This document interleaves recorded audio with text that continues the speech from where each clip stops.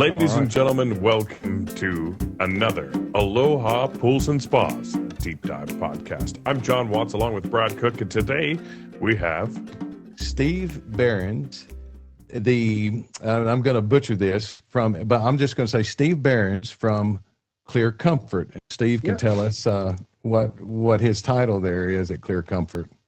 Sure. I'm actually the CEO and founder. The company is a little over a dozen years old now, and we've been started in the pool business and have through some acquisition expanded into more than just pools, which includes industrial water and agricultural water. So we do all those. Steve was one of the first people on my list to want to get to talk to, because he's got a very interesting product in pool care, and I would dare say water chemistry, but he might argue that it's not actually water chemistry, because when people think of chemistry, when I think of water chemistry, I think of chemicals that you're adding to the pool.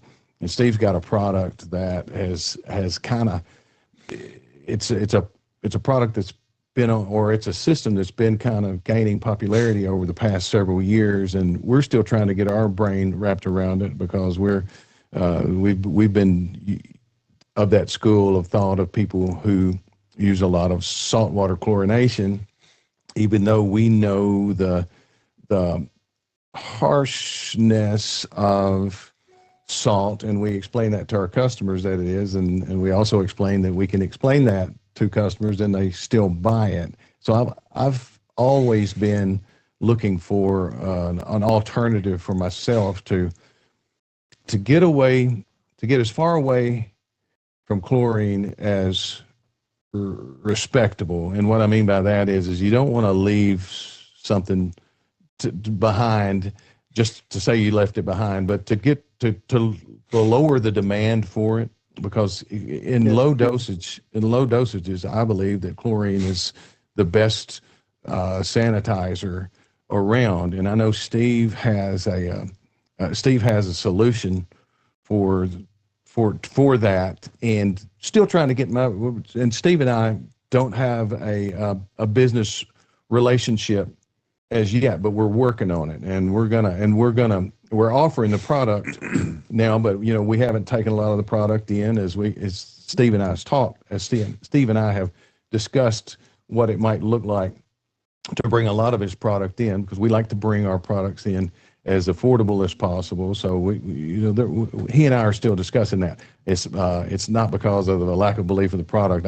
I believe in the product, but also this is going to help me to educate my customers and educate myself in the process of learning a little bit more about how all this works. But if you don't mind, you said about 12 years ago you got into the industry. Can you kind of walk me through your life and kind of what happened before 12 years ago that led you up to this? I won't tell you when I was born, though. So. That's fair. You and I compared ages, and we're about the same. So we're right. Okay. All right. In the same bucket.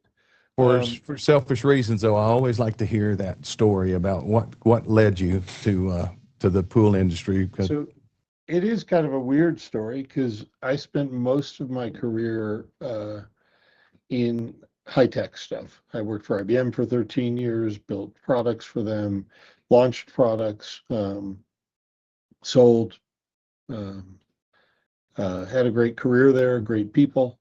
I decided it was time for me to do something different, and so I went to a startup, again in the high-tech space and data storage.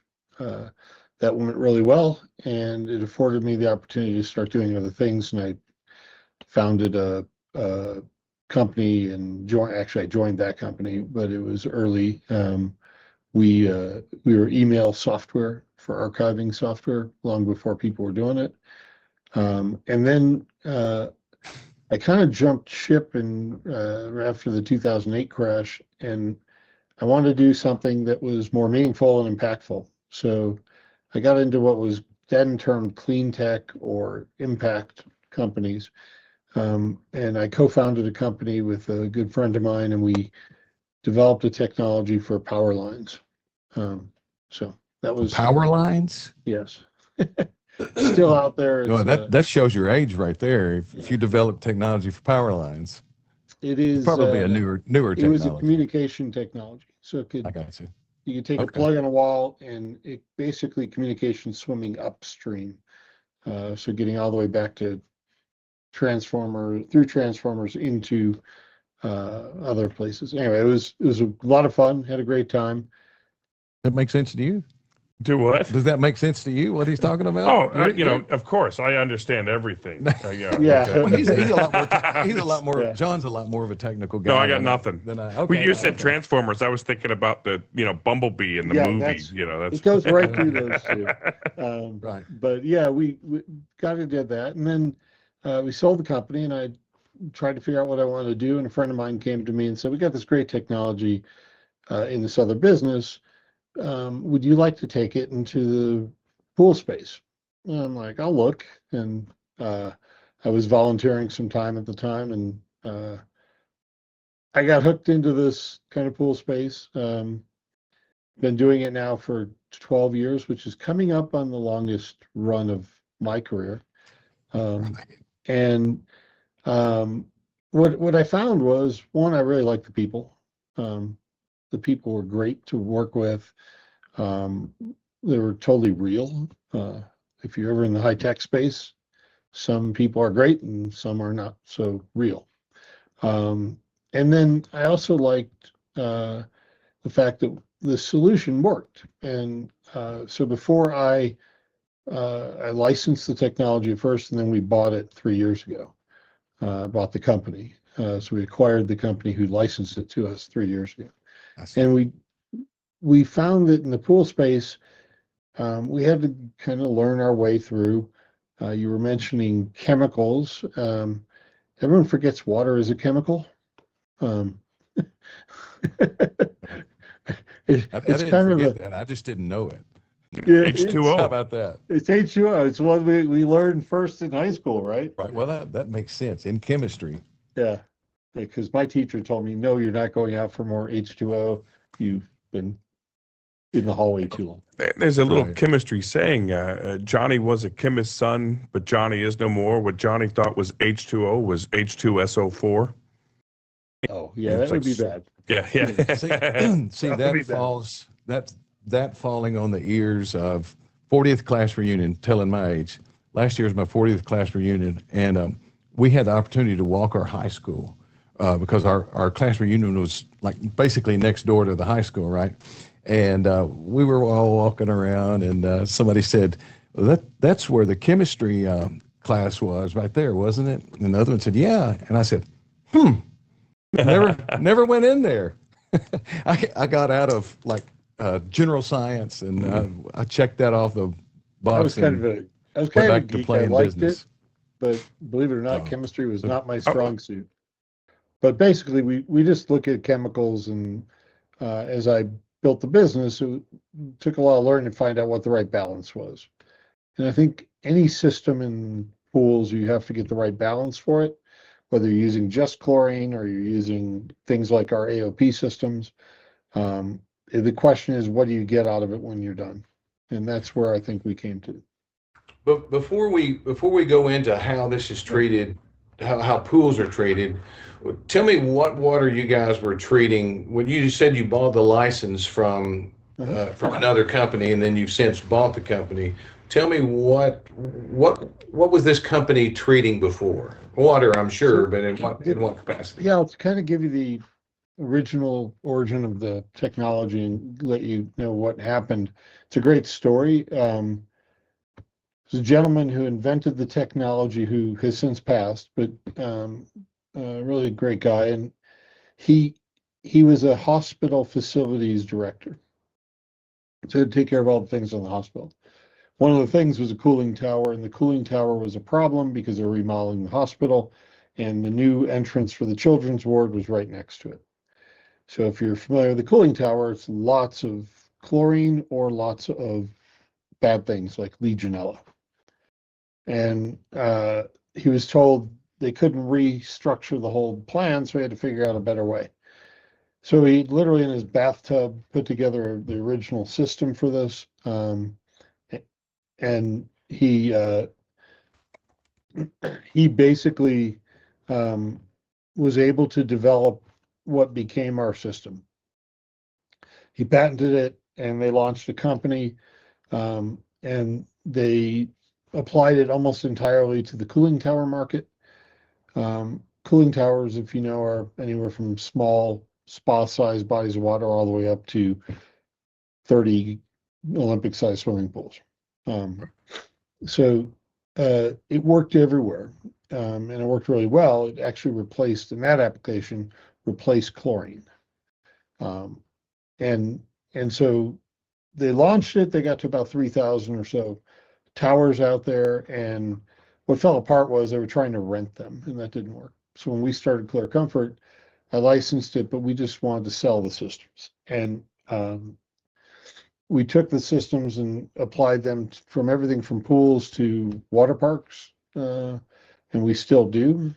About 6-7 years ago, we redeveloped a product specifically for spas. So that's kind of how we got into it. Dave's approach to, Dave was the original inventor. His approach was very unique, and what it resulted in is a technology where you can create the reaction we create in water. All chemistry is about reactions, and we create a reaction that is very effective and leaves no byproducts that are bad for people. So that's kind of the uniqueness of it. It works fine with chlorine and helps us in swimming pools. We lower the amount of chlorine used to basically similar to what drinking water is, a little less. Right. You'd said something a second ago about the cooling towers did not need chlorine, that it was taking care of They don't need a residual chlorine because the circulation rate's so fast. Because it's so fast, AOP is essentially, it's not residual, but it's essentially residual. When you're circulating and you get a 3-minute, 10-minute turnover, that's what a cooling tower gets, maybe 15 on bigger towers. Okay. So we don't need any other residual chemistry. Chlorine's very good because we can keep it in the water for longer periods of time, right? And so we don't have to be there all the time. But in a body of water like a hot tub, that circulates every 15 minutes or so, Right. maybe 20. If you take a hot tub, the residual is not as critical if you have a lot of oxidation happening. That's what we do. So chlorine is an oxidizer. That's what it's good at. So I'll tell you this. I'm understanding some kind of the surface level of this because I've been around it for a while. But remember how I said I never knew where my chemistry class was in high school. So let's talk to me like I'm 5. I think was a quote from The Office. So and tell us how this basically. What does this do? How does this work? Yeah. So basically we take air. Air is what we're breathing right now, I hope. And then it's O2. It's mostly in O2 state. So you hear about ozone. Ozone is O3. Ozone stays naturally at a level in the atmosphere because it's in some sort of stasis mode where it can stay in that O3 mode. Oxygen wants to be at O2. So when you push it to some other form, it gets angry and starts oxidizing things. So if you want a 5-year-old reactor, that's basically what it's doing. So O3 is a form of anger that is kind of longer and prolonged, which means it'll have corrosivity issues, it'll have other issues. We create O1. O1 is very short-lived and it gets in the water very quickly. O1 is called monatomic oxygen. It's not very common, but it doesn't last very long unless you do things to it to help it get to the water. And when I say not very long, fractions of a second.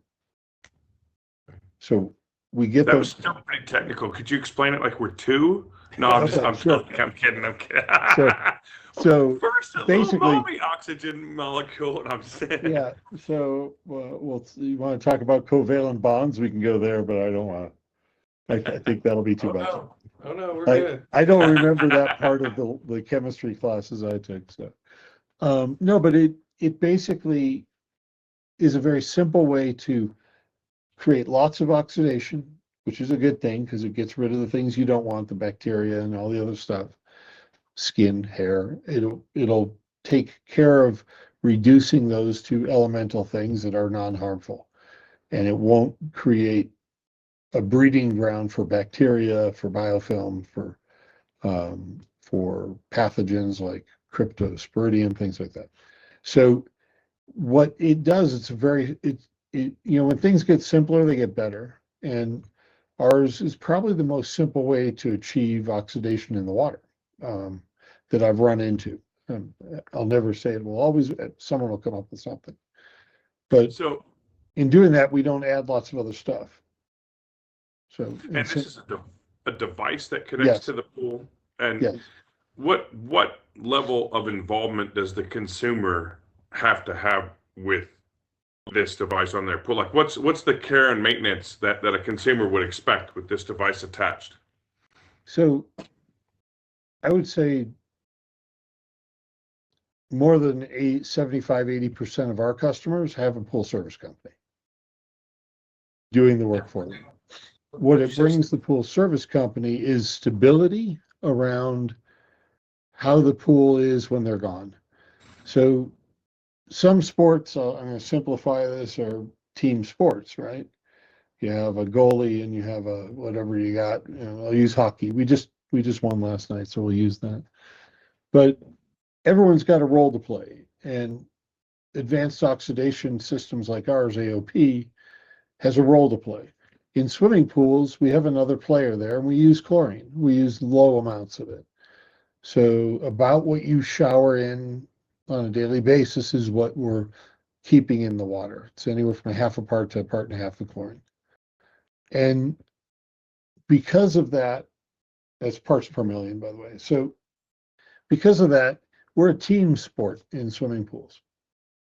On the cooling towers, we're more of an individual sport because we can do the whole job and the conditions are right for it. So it really just depends on how you apply our technology. But what it gives the end consumer, back to your question, is less irritation from chlorine. And chlorine's not the villain, it's the byproducts from chlorine that's the real problem. It's what it creates after it does its job. So it combines with other things. That's where we get irritation from chlorine. You can have fairly high amounts of chlorine, relatively speaking, in the water and not really have a problem with it. The problem is that when it goes to work, it creates the things that bother us, burn our eyes and things like that. So we lower that amount of chlorine to do its job, which is nice, slow, residual. It's kind of the slow cooker. And then we're the broiler in that pool. So the customer doesn't have to worry about that. It keeps things in a very solid, sound state. And not to get into more chemistry, but everything is about pH. And most chemicals that we add in liquid or powder or anything else jack the pH around all over the place. And so the more we can keep pH normal, the better that body of water is. Same with your body. Our bodies are meant to be at about, I think it's 7.3. If it gets more than 1 or 2 tenths off of that, so 7.2, 7.1, we're in really bad shape. Our bodies are very specific about pH. A pool that's kept in good pH ranges, it's a lot wider than that, it's not as finicky, is really a good pool. Because however you get there, whether it's us or traditional chemistry, but what we end up with is customers who have less problems. We can higher bather load. So if you have a party, it'll recover quickly without lots and lots of additional chemistry. The other thing to keep in mind, almost all chemicals added have salt in them. where we don't add these salts. The only problem with salt is, well, it stabilizes those chemicals so it gets in the water and then it dissolves. The problem with salt is it adds turbidity to the water, and then you have to drain it and fill it. So there's a lot of things that the end consumer doesn't really want to understand or deal with. And that's why, our customers are mostly pool professionals and builders. Because they understand how to manage a pool, and then taking a device like ours, which is a premium product, it's not cheap. And when you say turbidity, and when you say turbidity, a way to describe that for the 5-year-old, or the high school flunky, when you turn on your light at night and you see fog, and you see it's just not crystal clear. The water looks clear until you turn your light on. Would that be an example of turbidity? I like milk. That's my simple example. Right. Milk is mostly water, but we don't see through it. Turbidity is the particles that are in milk, the fats, the proteins, the other pieces that make it milk, which I really like, by the way. Is the essence of, if you want to explain turbidity to someone, I can't see through a glass of milk. And one of the things about swimming pools is there's not good stuff in the water when it gets turbid, when it gets where you can't see through it. And that's kind of where I was going with that, is that the all the additives that's in all of the things that you put in your water adds to the turbidity of the water. And to get rid of that, you're gonna have to put more chemicals in to get it to collect and filter out. Or in the case where what you guys sell, you chase your tail, right? You add the chlorine to kill the bad stuff, then you add stuff to take the chlorine to a different state, and then you add pH to rebalance the acid or some form of base product to change the pH to balance pH. And you end up, because you first start with lots of chlorine, you end up having to chase that to balance the water. Once you're good at that, that's great. And that's where pool service guys are great. But most homeowners don't want to deal with that. And so what they want is a pool they don't have to manage as much, and one that's more reliable. And if I hear the biggest thing I hear from our customers is, your water is reliable, I don't worry about it, and I'm doing the same thing all the time, which that makes it easier. You're eliminating the Clear Comfort system, eliminates the tail chasing. To I would say probably around 90%, because you're basically, and John, I don't know if you are picking up on all of this, but I tested the water here in Union City, Tennessee, a couple years ago, because of the people from the city were saying, well, you can't backwash all this chlorinated water into the ditch. You got to put it through our system. And I tested. I said. And so we went on low chlorine systems, and so I tested our water, and it was like 4.5 or 5 parts of 0.5 parts per million. And then I tested the city water, and it was 0.88 parts per million. So I mean, it was almost 1 part per million. Which, for people out there listening, that's not a lot for a pool, but it's plenty to be drinking, And so what we're doing with Clear Comfort is getting it below that. Yep. So you're basically drinking water. And don't you guys, in the other side of the business, don't you treat drinking water, or is this technology not used in foreign countries to ozone and UV? Is that not used? So our system works best when you have multiple turns of the water, and we get to expose our treatment to it, which is a gas. So it's little tiny bubbles, and you can degas if you want, but there's little tiny bubbles that are in the water. And that process is one where you're hitting it in a good pool 3 to 4 times a day. In a average pool, about 2 times a day. And that's enough. In a not well-designed pool, you're getting it about one time a day. And so when you look at that, the pool is repetitive and it's all the time. In a commercial pool, it's about 6 times a day. So you know, 4-hour turnovers. So the more it circulates, the better. You go to a hot tub and you're in less than a half hour. Right. So one of the things that just happened recently is Bullfrog's been a partner of ours, putting us on their ultra premium lines, their swim spas for years. And they just announced they're putting us on of making the only premium water offering available or upgrade offering for their spas across the entire line. Would you take us back to how that all happened? Because you told me that a few weeks ago, and I thought it was a great story, it's a great testament to the Clear Comfort system itself. Yeah, one of the hard parts is chlorine has a big advantage that you have test strips you can test for it. But AOP systems, ours or anyone else's, there's no test. Because the reaction happens quickly, if you're really doing advanced oxidation, it's in less than tenths of a second. So there are ways to test it in a university lab. We've done that. But what they wanted to do is come up with a system to figure out, does this work? And about 3 years ago, they were launching our product on their top end lines. And we did a test, we devised a test, very similar to what filter companies use, but we added a few extra things. So we added urea, which simulates urine. We added almond milk. So almond milk has protein similar to hair, skin, nails. We added, and it also is it's a great way to throw turbidity in the water, is put almond milk in it. And then we made it, you couldn't see your hand if you put your hand about 3-4 inches below the water. And then ran the systems. They had their filter on there, nothing else.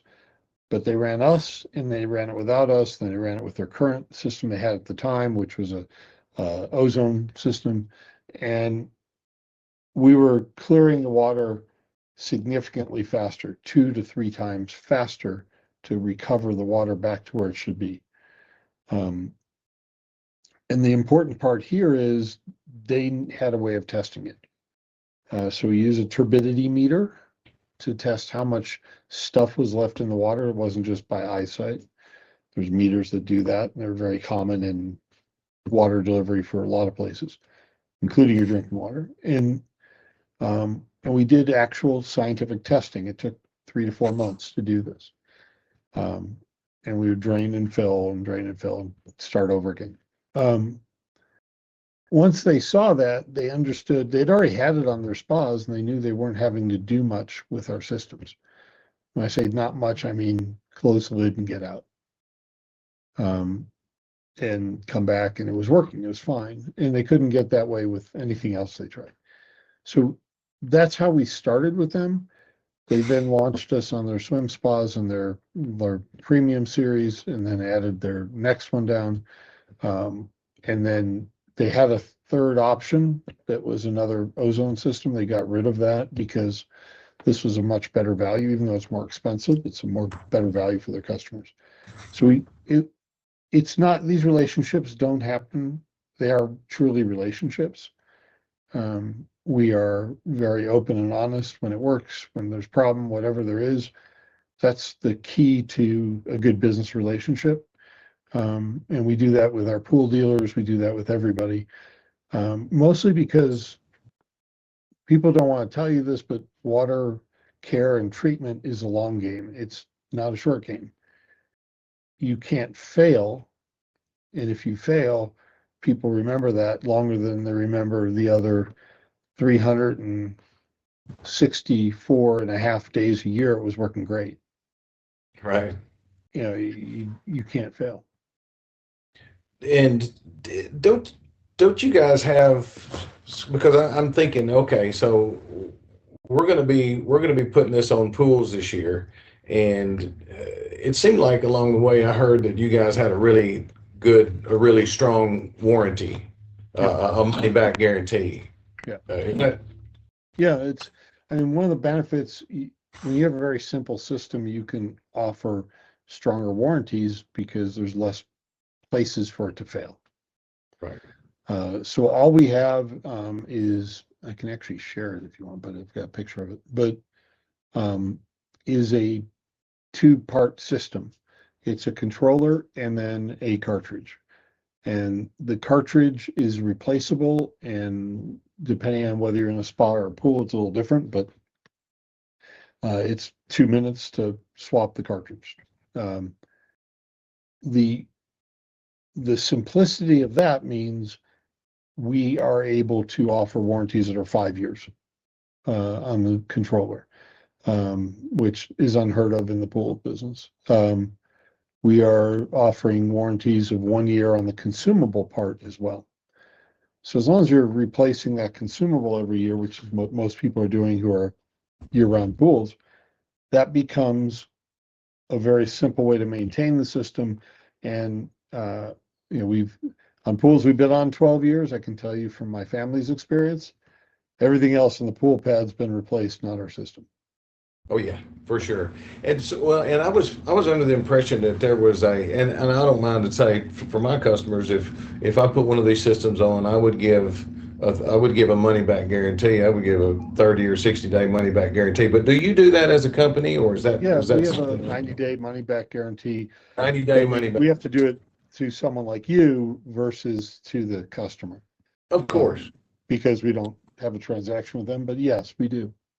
Well, because this is quite an investment, but it's an investment in clean water that's like probably in the top 5 percentile of clean water out there in the pool business. But with that comes the higher cost, or at least initial costs, and with that warranty, that's makes people, I would think, feel a lot more at ease. And just the idea that if you try this and for some reason it's not for you, that you get your money back in 90 days. And what that tells me is that they know that it's going to work, and they know they're going to see the difference. We've done that, I want to say, since pretty much day one. It was probably day 60. We added a 90-day money back guarantee, a 5-year system warranty, and a 1-year consumable warranty.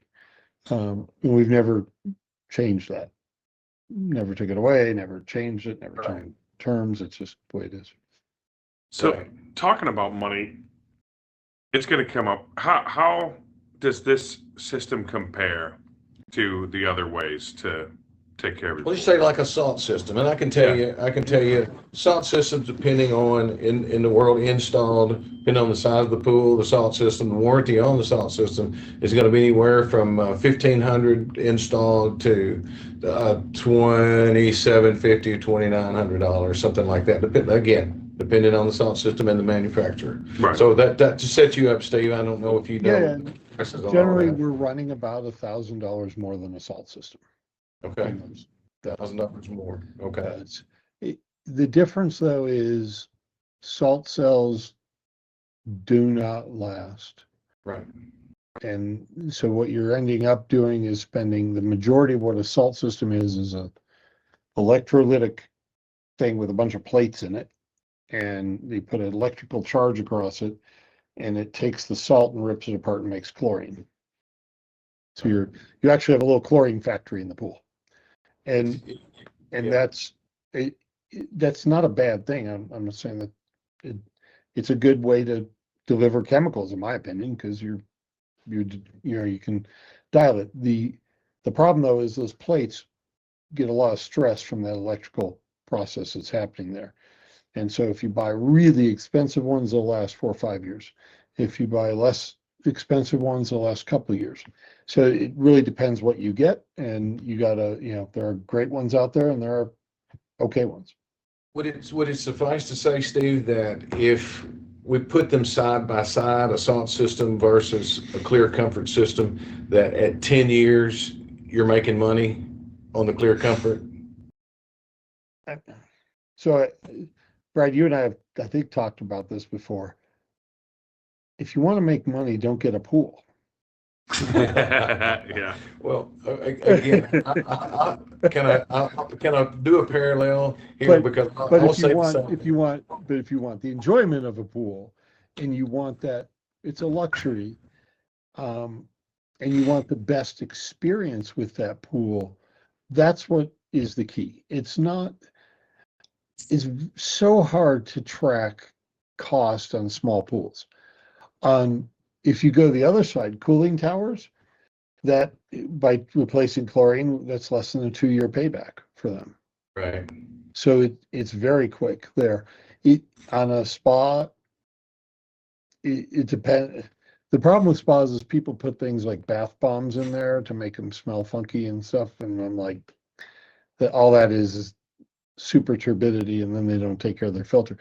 But for most pools, the payback is in the consistency and not having the problems and the long-term resilience of our systems, of the fact that less chlorine in the pool means all the other systems last longer.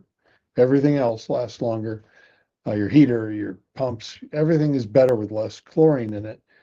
And you have, if you're a vinyl liner pool, it's that most vinyl manufacturers don't want more than 1.5 parts per million, and if they find that when they test your pool, and they'll claim they won't honor their warranty because of it. Well, you're cutting that by 60 to 70%. Yeah, yeah, but we're about the only thing that I know of that you can keep that less than a part and a half and meet that requirement for vinyl liners. Fiberglass is pretty tough, but it has kind of a weirder degradation.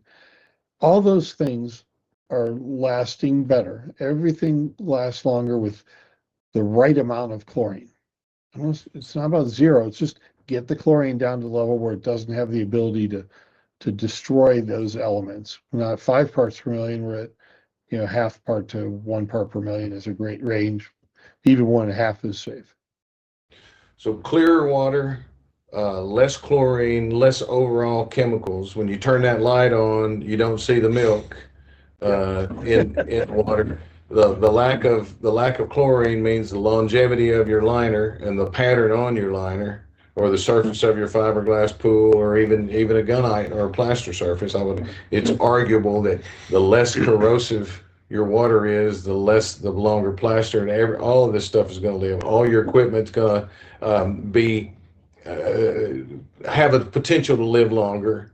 Yeah. So to me, I see the payoff. I appreciate what you're saying. You're being brutally honest, and I like that you're not saying that you're going to save money in 10 years. But personally, I can see the savings there down the road. Especially the quality of life is, as you said. Typically, you don't get something for nothing, and luxuries are typically you pay more for luxury. Is that fair to say? If someone can tell me what the ROI was when I bought this thing, I would really like to know that, because all I know is it keeps pulling money out of my pocket. But we like it. It enhances our life. A pool enhances people's lives. A pool is essentially not just an oasis in the water sense, but it isolates us from a lot of stress. And that's not just me saying that. There's a lot of studies about people who swim regularly, or just soak regularly, bathtub, things like it has a profound effect on your health, on your mental health, and it's worth whatever investment it takes to do that. I'm gonna dip my toe back in the proverbial water here. I read something in a trade publication recently, within the past couple of years, that you guys were being used in Colorado and commercial pools because the swimmers that stayed right there at the surface of the water. Does this ring a bell to you? Yeah, so if you're a competitive swimmer, the worst water, or the worst air is the air right above the water. Or if you're a kid that stays in a pool Right. day long, Yeah. you're right And there. so that air is bad because the I was talking about those byproducts from chlorine. They off gas into a gas layer. Well, the gas is heavier than the rest of the air, so it sits at that area. So really good competitive swimmers have they call lifeguard lung and all sorts of other names for it. And where we have a huge impact is lowering the amount of those gases called chloramines that go into that. There's other types too, but they're all a big family of off-gas products. So by using less chlorine, and we also break down the chloramines with our system, those all are a beneficial result of not having that exposure. And yes, we are in Colorado. By the way, we manufacture everything here In Colorado. in Colorado. Yeah. I thought that was fascinating, the story, but because the swimmers were getting sick, and now that they're using a clear comfort type system, that has been reduced dramatically because the chlorine gases are not sitting right there on top of the water, Yeah. and especially in an indoor facility Yeah. where I don't know. Where you I'm don't sure get that the air. when you don't, yeah, so doesn't probably that makes a difference there. To me, that's probably the best selling point. You know, I growing up as a kid, I spent hours in the pool in the summers, just hours and hours, and I never thought about the gases like that. Yeah, it's a very odd, people build up a lot of stories, like the hair damage, that women have, and most of that comes from some form of chlorine byproduct or too high a level of chlorine. It's not from the chlorine itself. It's kind of the chlorine's been villainized. It's, you were talking about this earlier.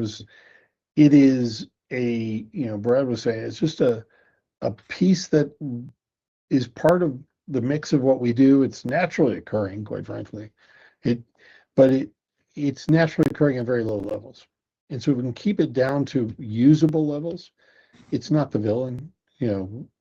Ironically, in swimming pools, we make, chlorine better. We don't get rid of it, which is funny because most people think we're a chlorine replacement. You could run a pool with us and do a lot of steps, but chlorine is a better player on our team to deliver the best pool. Right. So I'll say this, that you and I are going to continue our conversation and try to figure out how we can bring this in. I want to bring my other members of the team in for you to talk to them on one of our future meetings here, and just to get to. I would really like for it to be you. I know Drew has talked, and he's done an excellent job, but from a different perspective, I'd like to get you to talk to the team about this. I can dumb it down better because Drew's smarter than me. I got that. Right. Well, that's definitely what you're going to need to do. Good. So to make us understand it, but and I've got the picture. It's a low chlorine, liner lasts longer, better to be around on your skin. There's the only thing wrong is the price, and you're going to pay it. And my side of it is you're going to pay it eventually anyway. I think to your point earlier, if you say it's 1,000 more than salt, 2 seasons of taking care of a salt pool, it all balances out. You're adding salt, you got to replace the salt, you got to do the startup, all that stuff. So I think you're right. It's probably, there's some number in there, but I don't know what that is because we're not, you would have a better view of it than I would, Brad. Right. Yeah, I can definitely see the advantage. So, Steve, I want to thank you very much. But before we get out of here, let's have some fun. What do we always ask of our? What have we been asking our guests here? We have a question that we often ask people. Or we've started to ask, and I've got some new questions to them. They haven't been authorized yet, so I'll start with our old reliable one. Let's say you wake up tomorrow and you don't have any more money worries. No more. You've made so much money that you don't have to do this anymore. You don't Even have to- more than you've already made, Steve. You're right. There you go. And what would you do with your life? Oh, wow. This came up last night. We had friends over for dinner, and all but two of us, there's six there, were retired. And so then you become the target, and they say, when do you get retired? And I'm like, I like making things. I like being with people that are challenging in some way, not just, playing golf with the same four guys every other day for eternity. Seems like I love golf, but it seems like hell to me. I want to be stimulated mentally, socially, and so business offers that. It gives us the opportunity. If you get past the money part, actually money comes faster if you can get past it. If you can talk about people and you can talk about what you do for customers and what you do for your employees who are so key to what we do, and can you give them growth and mentor? Those are things that, 30 years ago, I was the hard charging guy. Now I'm like, this is fun. This is stuff I want to do. And I'm not doing it and counting my paycheck. It's about what is it I can do with people? And so for me, that's where, if I wasn't in business, they asked me this last night, what would you do if, you sold the company and you were put out to pasture? That basically is the way he put it, which I haven't forgiven him for yet. And I said, I would probably either find another business to help. I don't think at my point in life I want to start another 15-year business, but I do want to be involved in something or teach. Teach people. Consulting is okay, but that's kind of a hard one. I don't want it for the transactional value of it, so I want it for the personal value. So that would be me. I don't know if that was a long-winded answer. No, it's fascinating to hear what people say, because as I said multiple times, it kind of helps you see into the soul of the person that you're talking to a little bit, and I can relate to the idea of not playing golf every day. That just something about that's within me that makes me feel like that you and I might align with what we might do with unlimited funds. Except for the Learjet part, right? What's that? Purpose. Yeah, no, it is, and if I had to, I haven't asked myself that, and to dig deep, and maybe John asked me that sometime, and it catches me off guard where I'm forced to, but I can relate to, to exactly what you said, and some of the other answers I've heard. It's really, to me, we may get rid of this question, but I really like it because it just kind of helps you. Now I know Steve a little bit better, and I know kind of what drives him, and so can't help but think that I would have a little bit of something going on with business as well, and got a little bit of a little charity too there that I got in mind. So it has absolutely the ability of, I volunteer on boards and things like that, and yeah, I really enjoy it, and I could see doing a lot more of that, but maybe getting a little more involved where I could help, and so that.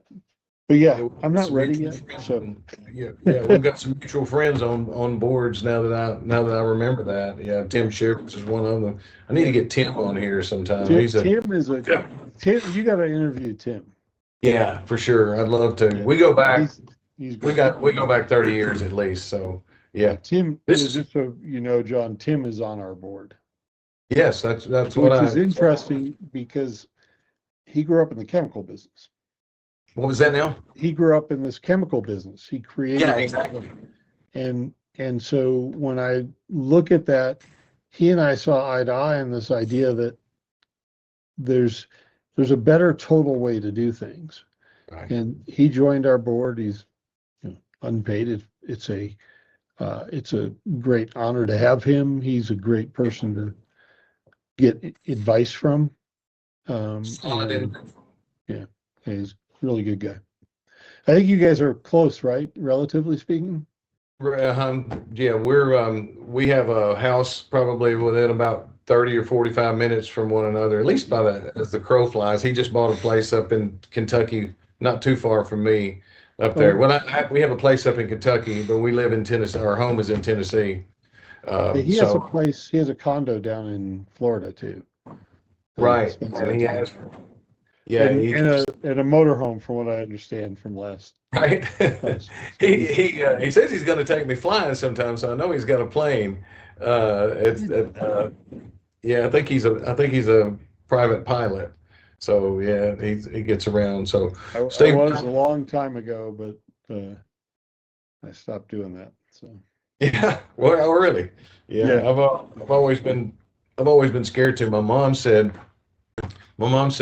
when I was a kid, I wanted to do it. She said, well, the doctor said that your reflexes weren't that a pilot would be able to do anything like that. And as I've grown older, that's sat back there, and as I operate machinery around houses, I'm thinking, Mom, I think I know what you were doing, and it's okay.